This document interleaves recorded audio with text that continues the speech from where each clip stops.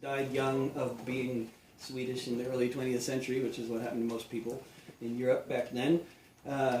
He, like 1/3 of the population of Sweden, like 1/2 of the population of Norway, 1/2 of the population of Ireland, emigrated to North America. And he got to New York. He got blacklisted for being a union organizer. He found everything sucked there just as much as it did in Sweden. And so he, like so many others, made it out to the West Coast. Got to the West Coast, things still sucked. So they started organizing the industrial workers of the world. And because there's not any further to go. I mean, you know, you get to the West Coast, I mean, I've heard historians say that that's probably why the IWW started being bigger in the West Coast, because there's nowhere else you can go at that point, other than, you know, eventually you get to China. But so this is the 100th anniversary of Joe Hill's execution by firing squad in the state of Utah, and so me and a lot of other performers have been sort of with different levels of formality doing tours along the theme of Joe Hill, and me and a Swedish songwriter named Christian von Svensson, which is a joke that nobody gets outside of Sweden because Svensson is like a name like Smith, and so von Smith is, you know, anyway, Christian Svensson, he did a lot of Joe Hill songs and in Swedish, and I sort of put Joe Hill into a bit of a context in the early 20th century labor movement, and that last song is also, in a way, you know, very much part of the context, because the IWW was the first major union in the U.S. to have African American members as well as leaders, as well as women at all levels of the organization, and in addition to that, and the other very new thing about the group was that it was very much an immigrant-led organization, and Joe Hill being one of those immigrants. And so on the 100th anniversary of his death, and it occurred to me that there could be another song about Joe Hill. I think there's room for more, so. Plus I'm bored of the others. Joel Haglund came from Sweden, which was very far from Eden. By the time he left, most of his family died. His sisters and his mother, his father and his brothers, so with one remaining sibling at his side.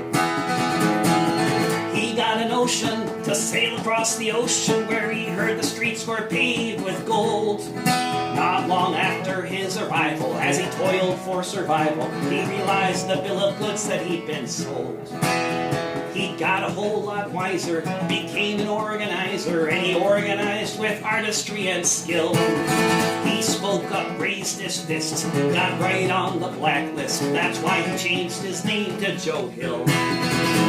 He heard that it was best if he headed to the West, where the industrial workers of the world were finding the solutions for making revolution, with red songbook and red flag unfurled. 100 years ago, the bard with the union card proved his music was too powerful, too strong.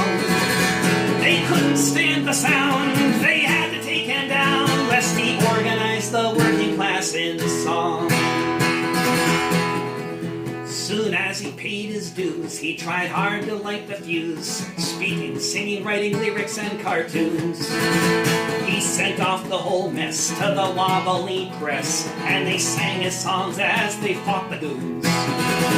He joined a singing movement that fought for improvement by abolishing wage slavery worldwide.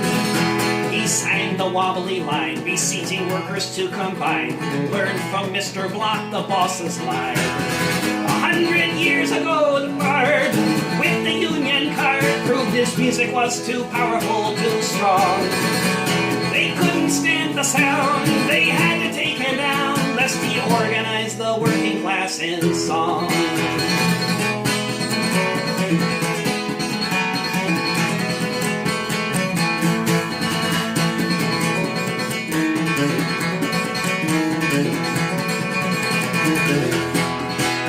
His life would be cut short by a kangaroo court, eager to determine one man's fate. Evidence was circumstantial, but that's inconsequential when you've become an enemy of the state. They put him up against the wall, and that was all. They gunned him down in 1915. He took all the bullets he could take there by the Salt Lake for being the best bard they'd ever seen. 100 years ago, the bard with the Union card proved his music was too powerful, too strong.